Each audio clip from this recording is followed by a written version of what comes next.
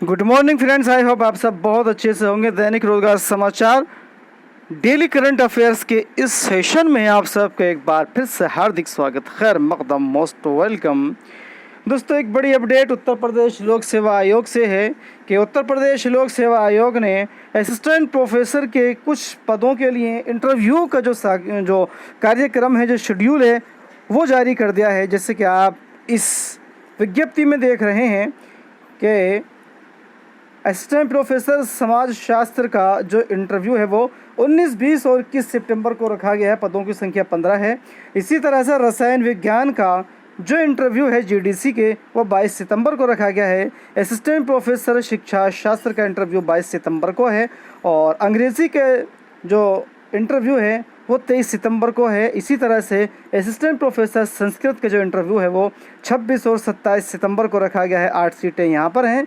और पशु चिकित्सा अधिकारी असिस्टेंट प्रोफेसर का जो इंटरव्यू है वो 19, 20 और 21 सितंबर को यहाँ रखा गया है पशुपालन विभाग के अंतर्गत। तो दोस्तों, अगर आपका इंटरव्यू है और आपने जीडीसी के लिए इंटरव्यू के लिए क्वालिफाई किया है तो आप इन तिथियों के अनुसार अपनी तैयारी कर सकते हैं। इसके अलावा इंटरव्यू से रिलेटेड जो भी आपको कोई परेशानी अगर नज़र आती है तो आप मुझसे कॉल करके या मुझे व्हाट्सएप मैसेज करके मालूम कर सकते हैं कि किस तरह से डॉक्यूमेंट्स तैयार करने हैं और कौन कौन से डॉक्यूमेंट्स वहाँ लेकर के जाने हैं। तो कोई भी अगर प्रॉब्लम आपको दिखाई देती है तो आप मुझे कॉल करके या व्हाट्सएप के ज़रिए मुझसे पूछ सकते हैं। तो आइए दोस्तों, बढ़ते हैं एक और बड़ी अपडेट की तरफ, जो कि है यूपीएचईएससी के विज्ञापन संख्या 51 को लेकर के छात्र शिक्षक अनुपात बिगड़ा। 500 पदों पर भर्ती का जो है ये परीक्षा जो है वो सब फंस गई है। तो छात्र शिक्षक अनुपात बिगड़ा और 500 पदों पर फंस गई है ये भर्ती। शासकीय महाविद्यालयों में अनुपात सुधारने पर आगे बढ़ेगी भर्ती प्रक्रिया।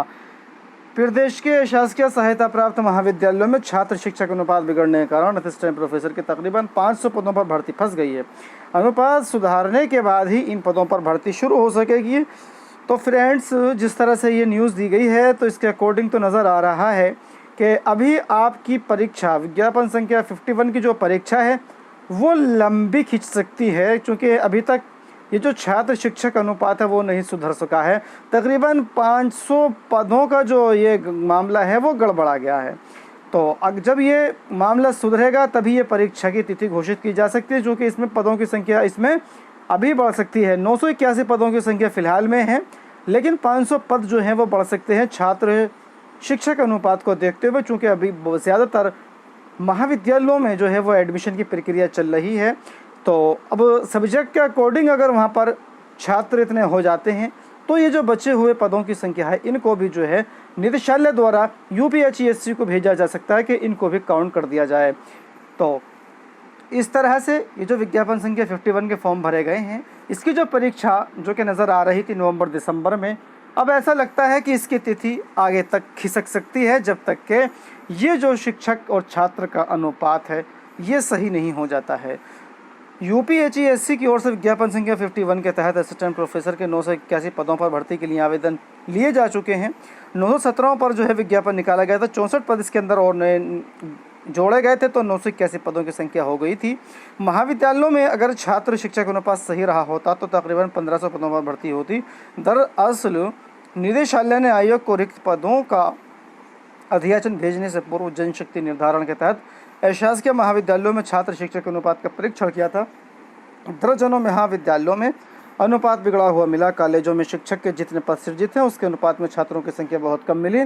ऐसे में असिस्टेंट प्रोफेसर के तकरीबन 500 पदों पर भर्ती की आवश्यकता नहीं रह गई और इसी वजह से निदेशालय ने आयोग को इन पदों का अधियाचन भी नहीं भेजा। उच्च शिक्षा निदेशालय के सहायक निदेशक डॉक्टर BL शर्मा का कहना है कि पदों को समाप्त नहीं किया गया। ये अच्छी बात है कि उन पदों को समाप्त नहीं किया गया है। छात्र शिक्षक अनुपात सुधरने पर इन पदों पर भर्ती के लिए आयोग को अधियाचन भेजा जाएगा और उसी के बाद में ये जो परीक्षा होने वाली है विज्ञापन संख्या 51 की, इसकी तिथि को घोषित किया जा सकता है। और दोस्तों, एक बड़ी अपडेट है कि आउटसोर्स कर्मियों को नियमित नियुक्ति में वरीयता मिले, इस तरह के बाद राज्य कर्मचारी संयुक्त परिषद ने जो है वो सरकार के सामने उठाई है। और दोस्तों, केंद्र सरकार के अधीन कार्यरत कर्मचारियों को नवरात्र पर मिल सकता है बड़ा तोहफा। महंगाई भत्ता जो है वो 4% बढ़ाया जा सकता है। 28 सितंबर को होने वाली कैबिनेट की बैठक में जो है इस पर मोहर लग सकती है। कि ये जो डीए है इसको बढ़ा करके जो है 4% बढ़ाया जाए या इसके ऊपर बढ़ाया जाए। इसमें जो है 28 सितंबर को मोहर लग जाएगी। अगर 4% डीए बढ़ाया जाता है तो ये 38% हो जाएगा, और अगर ज़्यादा बढ़ता है तो ज़्यादा से 5 हो सकता है, तो 39% हो सकता है। और दोस्तों एक बड़ी खबर उत्तर प्रदेश लोक सेवा आयोग से है। एक पद था, आवेदन किए गए थे 2129, फिर भी नहीं मिल सका कोई भी योग्य अभ्यर्थी। वो पद पूरे का पूरा रिक्त रह गया, यानी कि 2129 अभ्यर्थियों में से कोई भी योग्य अभ्यर्थी नहीं मिला और वो जो पद था वो खाली रह गया। सिस्टम प्रबंधक पद का लोक सेवा आयोग ने घोषित किया परिणाम, कोई भी अभ्यर्थी नहीं मिला है। 3 अभ्यर्थी बुलाए गए इंटरव्यू में, 2 अभ्यर्थी पहुंचे, लेकिन वो भी जो मिनिमम नंबर होते हैं वो पास नहीं कर सके हैं। अब दोस्तों बात करते हैं करंट अफेयर्स से। तो अल्कारेज 32 वर्ष बाद यूएस ओपन के सबसे युवा चैंपियन है। दोस्तों अगर आप आगामी प्रतियोगी परीक्षाओं में बैठने जा रहे हैं तो आप इस प्रश्न को, इस करंट अफेयर्स को ज़रूर नोट कर लीजिएगा, आपको देखने को ये प्रश्न मिल सकता है। अल्कारेज जो कि स्पेन के खिलाड़ी हैं, युवा खिलाड़ी हैं, इन्होंने 32 साल के बाद में सबसे कम उम्र में जो है यूएस ओपन का खिताब जीतने वाले ये खिलाड़ी बन गए हैं। 19 वर्षीय कार्लोस अल्कारेज यूएस ओपन का खिताब जीतने के बाद ही नंबर 1 बनने वाले दुनिया के पहले टेनिस खिलाड़ी बन गए हैं। तो नंबर 1 खिलाड़ी भी जो है ये बन गए हैं कम उम्र के। यूएस ओपन को 32 वर्ष बाद सबसे युवा चैंपियन मिला है। इससे पहले पीट सैम्प्रास ने 1990 में 19 वर्ष की उम्र में यह ट्रॉफी जीती थी। फाइनल में स्पेन के खिलाड़ी ने नॉर्वे के 23 वर्षीय कैस्पर रूड को 3 घंटे में जो है 3 घंटे 20 मिनट में 6-4, 2-6, 7-6 और 6-3 से जो है वो मात दे दी है। तो इसको आप नोट कर लीजिएगा कि यूएस ओपन पुरुष एकल का जो खिताब जीता है वो जीता है स्पेन के अल्कारेज ने, और ये 32 वर्ष बाद सबसे युवा चैंपियन बने हैं। इसको अब आप नोट कर लीजिएगा। और दोस्तों एक और बड़ी अपडेट है कि भारत दूध के उत्पादन में दुनिया का नंबर 1 देश। दूध उत्पादन के मामले में भारत जो है वो शीर्ष पर है। विश्व के कुल दूध उत्पादन में अकेले भारत का हिस्सा जो है वो 21% है। पिछले 2 दशकों में भारत का दूध उत्पादन 2 गुना हो गया है। तो दोस्तों ये जो सवाल है ये भी आपको आगामी प्रतियोगी परीक्षाओं में देखने को मिल सकता है कि दूध के उत्पादन में भारत का कौन सा स्थान है, और कुल विश्व के मामले में दूध का जो उत्पादन है भारत में वो विश्व के कितना प्रतिशत है।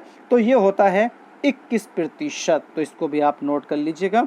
और यहाँ पर इसका पूरा जो है वो डायग्राम दिया गया है कि भारत दुनिया में जो है दूध उत्पादन में पहले स्थान पर है। इसके अलावा नंबर 2 पर जो है वो अमेरिका है 11% के साथ, और उसके बाद नंबर आता है हमारा पड़ोसी देश पाकिस्तान का, जो कि पूरी दुनिया का 6% दूध जो है वो उत्पादन करता है। और भारत के अंदर जो दूध उत्पादन में 5 शीर्ष राज्य हैं उनमें सबसे पहले नाम आता है हमारे ही राज्य उत्तर प्रदेश का, फिर राजस्थान, मध्य प्रदेश, गुजरात और आंध्र प्रदेश। तो आप इसको भी अच्छे से नोट कर लीजिएगा।